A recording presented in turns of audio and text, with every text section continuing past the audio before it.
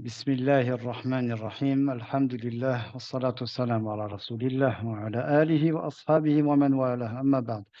Nous continuons aujourd'hui avec la mise en garde de Cheikh Al-Uthaymin contre Al-Ghazw Al-Fikri et ce sera Inch'Allah la dernière dans ce bab. قال وعند تفسيره لقوله تعالى يا أيها الذين آمنوا خذوا حذركم قال نأخذ الحذر من غزو هؤلاء لنا سواء كان بالسلاح أو كان بالفكر أو كان بالخلق ومعلوم الآن أن أعداء المسلمين يغزون المسلمين بكل سلاح وينظرون السلاح المناسب للأمة فيغزونها به إذا كان المناسب للأمة أن يغزوها بالسلاح فعلوا وقاتلوا وهاجموا وإذا كان غير ممكن نظروا هل يغزوننا بالأفكار المنحرفة الإلحادية إن أمكن ذلك فعلوا وإذا لم يمكن بأن كانت الأمة على جانب كبير من الوعي والتوحيد والارتباط بالله قالوا إذن نغزو بطريق ثالث وهو الخلق فسلطوا عليها كل ما يفسد أخلاقها من المجلات والإذاعات وغير ذلك ولهذا الآن انظر ماذا فعلوا بالناس بواسطة المحطات الأفقية التي تلتقط عن طريق الدشوش ولا شك كما سمعنا أن فيها شرا عظيما وهم يجعلون فيها أشياء مفيدة لأنهم يعلمون أنها لو كانت مفسدة 100% ما قبلها الناس إلا من أزاغ الله قلبه والعياذ بالله لكن يجعلون فيها أشياء مفيدة من أجل أن يضعوا الحب للصيد فهذا غزو خلقي وربما يكون فيه غزو فكري وأنا أسمع أحيانا إذاعة صافية من أحسن ما يكون من إذاعات العالم وتبث التنصير الدعوة إلى النصرانية. Donc, الشيخ Al-Uthaymin rahimahullah ta'ala nous explique en guise de tafsir de la parole d'Allah subhanahu wa ta'ala Ya ayyuhalladhina amanu khudhu hidrakum ô vous qui avez cru, prenez vos précautions. Nous prenons nos précautions contre les assauts, les attaques de ceux-là, yani de ces mécréants. Que ces attaques soient menées avec les armes, que l'on connaît, les armes, ou avec les idéologies, ou avec le comportement. Et c'est une chose qui est connue, c'est que les ennemis de l'islam attaquent les musulmans avec toutes les armes ou tous les moyens euh, qui sont à leur disposition. Donc, ils réfléchissent et ils regardent quelle est l'arme la plus propice, la plus opportune pour attaquer la Ummah. Si cette arme est l'arme, les armes que l'on connaît,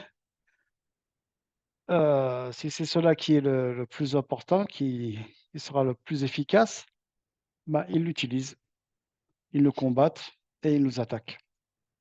Et si cela n'est pas possible, ils passent à une autre étape qui est celle de al-afkar al-munharifa al-ilhadiyya, c'est-à-dire tout ce qui est lié aux idéologies, aux pensées égarées et athées. Si cela est possible, donc, ils s'en servent. Et si cela n'est pas possible, du fait que la Ummah a une certaine attache à sa religion, à son tawhid, à son Seigneur, euh, ils réfléchissent, ils passent à une troisième étape qui est al-khuluq, le comportement. Et de là, ils lancent tout ce qu'ils peuvent lancer et qui peut euh, corrompre notre comportement de la Oumma islamiyya dans les médias, que ce soit les revues, les, les radios, etc., etc.